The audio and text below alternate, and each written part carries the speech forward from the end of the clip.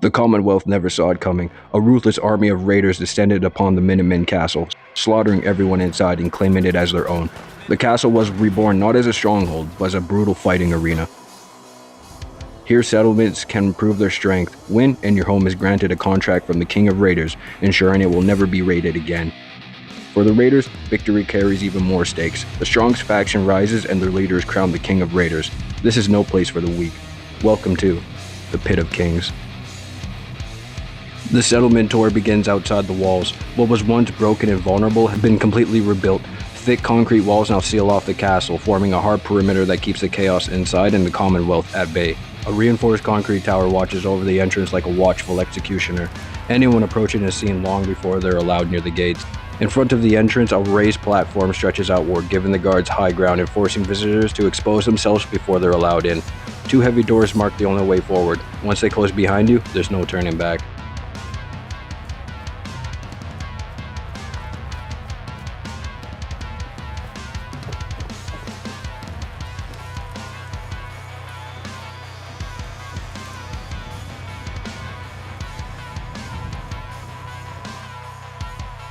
Once through the gates, the true heart of the arena is revealed.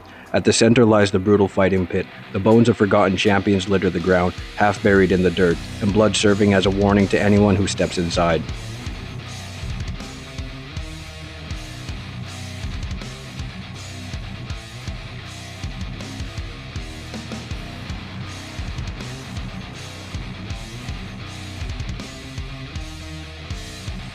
Four factions rule this arena. The regular raiders, wild and unpredictable. The Nuka World raiders, disciplined, cruel, and calculating. The gunners, professional killers fighting for power and profit. And finally, the Commonwealth settlers, forced into bloodshed, fighting not for glory, but for the survival of their people, one settlement at a time. Beyond the bleachers lies the Nuka World raider territory, very disciplined and are among the cruelest, turning violence into entertainment and fear into a weapon.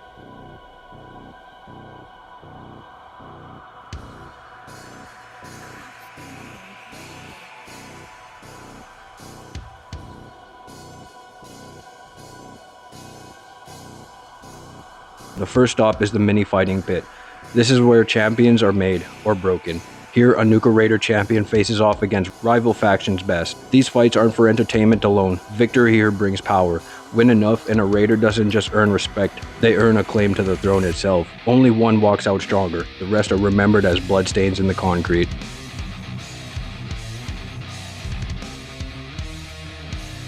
After the Nuka World Raiders mini arena, we move forward to a small two-story building. From the outside, it looks unassuming, but inside tells a very different story. Up on the second floor is the Operator's Lounge. Leather couches line the room, lit by warm lamps, layered rugs that soften the harsh wood beneath. Cleaned, well-maintained weapons displayed along the walls, whiskey bottles sit where their chems should be.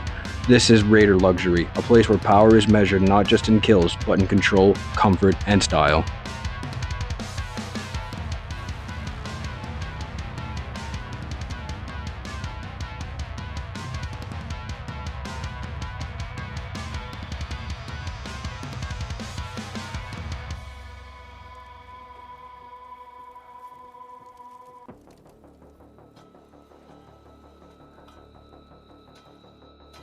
Next is the Nuka Cola Chem Lab, where the Nuka World Raiders take their experiments to the extreme. Here, Jet, Psycho, and other chems are brewed and mixed with Nuka Cola, pushing their potency far beyond normal limits.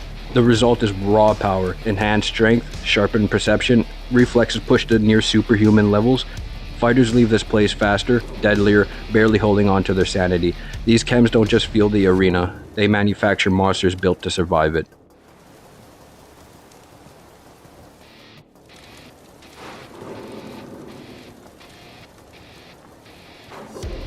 From the Chem Lab, we head upstairs into territory claimed by the Pack. The space has been converted into a bar, loud, chaotic, and constantly alive with noise. Raiders gather here to drink, boast, and challenge one another, turning every night into a test of strength and indominance.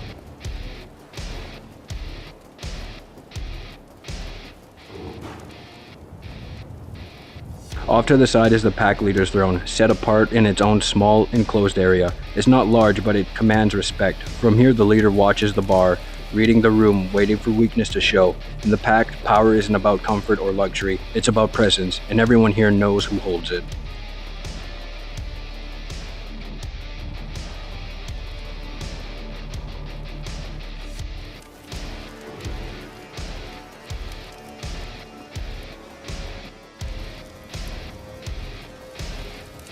Above the Pact's bar is territory claimed by the disciples.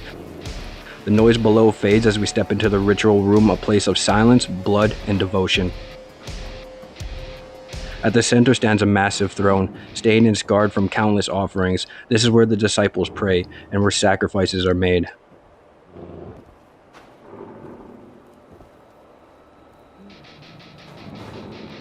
Near the shrine sits the disciple leader's throne, cold, brutal, and unwelcoming. It serves as a reminder that faith here is enforced through fear.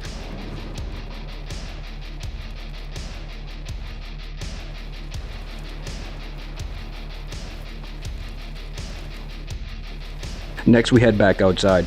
Just outside sits a small pen. At first glance, it's easy to miss, but the smell gives it away. Inside, dogs pace back and forth, their growls echoing against the fencing. Scattered across the ground are skeletal human remains, stripped clean and left behind as feeding scraps. These animals aren't just pets, they're weapons, raised on fear and flesh, unleashed when the arena demands more blood. After that, we move to the second mini-fighting arena. A small throne sits beneath a weathered canopy, positioned just off the pit. From here, whoever sits on it has a clear view of every fight, every mistake, and every final blow. On either side of the arena, two massive bear statues loom in silence. Watching over the pit below, they embody the Pact's belief in strength above all else. Every battle fought here is a challenge, not just to survive, but to prove who deserves to rule. The next section belongs to the gunners. The chaos of the arena fades as we step into their territory, where everything feels controlled.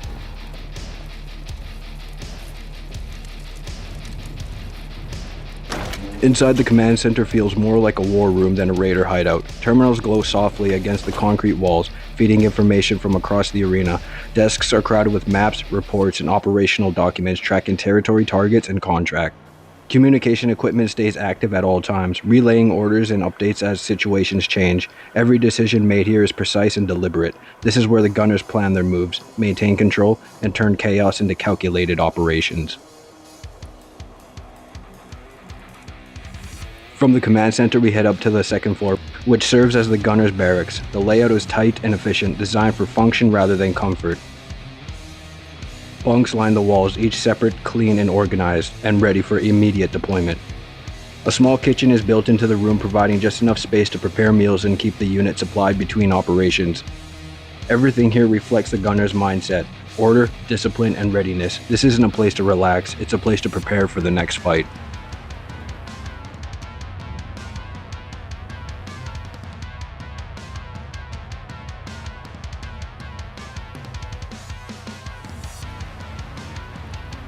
Next, we move into the armory, where the gunner's true strength is kept. Weapons line the walls, cleaned and serviced, ready for immediate use. Ammunition is stored in marked crates. Racks of combat armor stand organized by role and condition.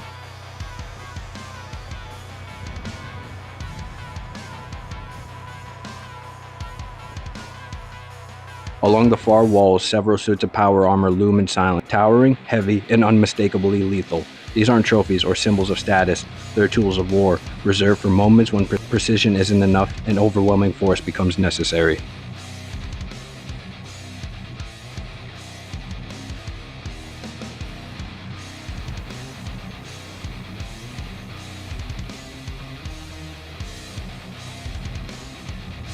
Next, we move to the gunner's mini-fighting arena. Unlike the chaotic pits of the raiders, this space is controlled and deliberate.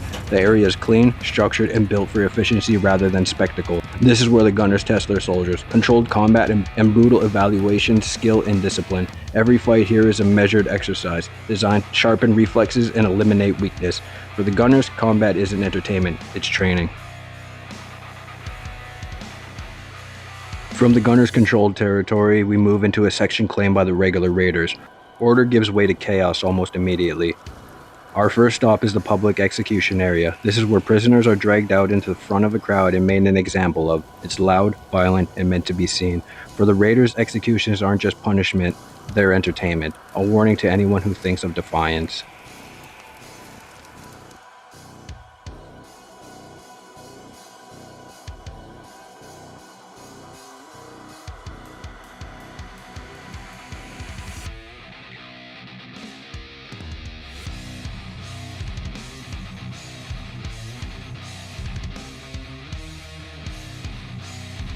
Next, we move to the Raiders' Black Market.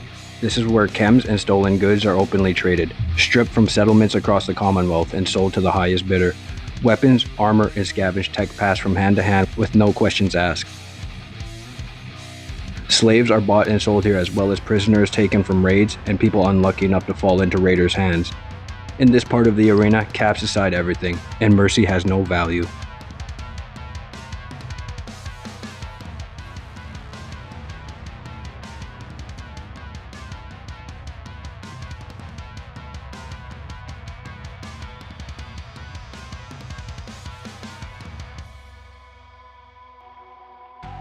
Next, we move into the chem den. The air is thick and heavy, lit by flickering lights and the low murmur of addicts chasing their next hit.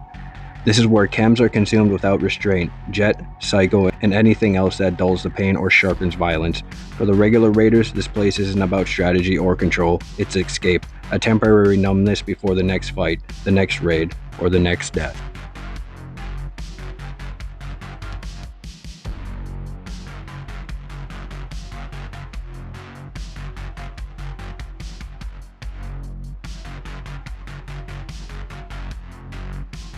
Upstairs sits the Overboss's lounge.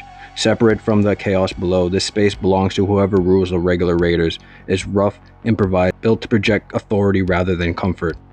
From here, the Overboss watches everything. Deals made in the black market, bodies dragged through the execution yard, and fights spilling across the arena.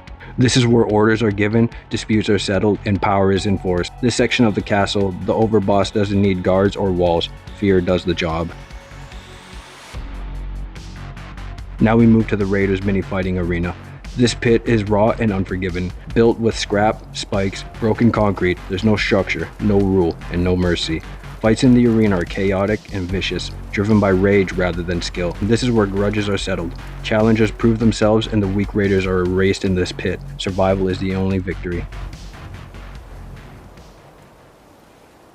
The next part of the settlement is the settler section, and the difference is immediate. Chaos and cruelty give way to caution and restraint. A reinforced concrete door frame and heavy metal door mark the entrance, sealed tight to keep rogue raiders out. Beyond the reinforced door is the settler's bunk area. It's small, simple two-story building built for necessity. This space is tight but it's secure. Sleeping areas are spread across both floors, giving families and fighters alike a place to rest. Upstairs, a small shared kitchen serves as the heart of the building, a quiet space where meals are made and life briefly feels normal. There's no luxury here, only survival in a place that rarely allows it.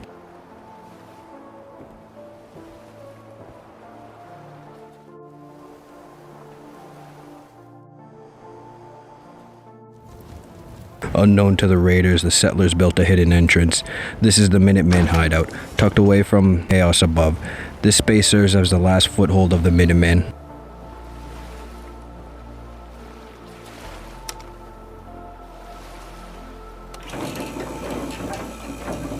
A small power armor workshop lines one wall, used to keep what little equipment they have functional and ready. The rest of the hideout is practical and crowded. Beddings, weapons, and supply storages are all packed into a shared space. Every inch is carefully used. Nothing here is wasted. This isn't a place of comfort or command. It's a place of survival. For now, the Minutemen wait. They observe, they rebuild. And when the time is right, this hidden room will become the starting point for the castle's return. Next is the clinic. It's a compact building sitting directly above the memorial bust below, almost like it's watching over it. Both the waiting area and the nursing space are on the same floor, kept close together for efficiency. There's a small reception area for basic treatment and checkups. Just beyond it is a simple nursing section with a few beds for the more seriously wounded.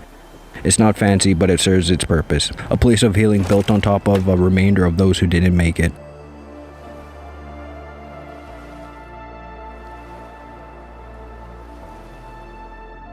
Next are two small farming areas. They're modest but essential. Tucked safely within the settlement's walls, one is used for basic crops, the kind that keep people fed day to day.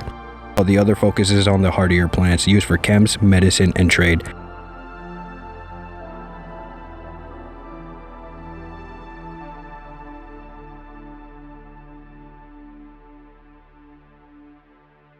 Next is the memorial bus. It's no longer a vehicle but a monument. The exterior is worn and rusted, marked by time and loss. Inside, the walls are covered with the names and tags and personal items, reminders of settlers, Minutemen, and civilians who didn't make it. It's a quiet place, no guards, no weapons, just a moment to remember why this settlement exists in the first place.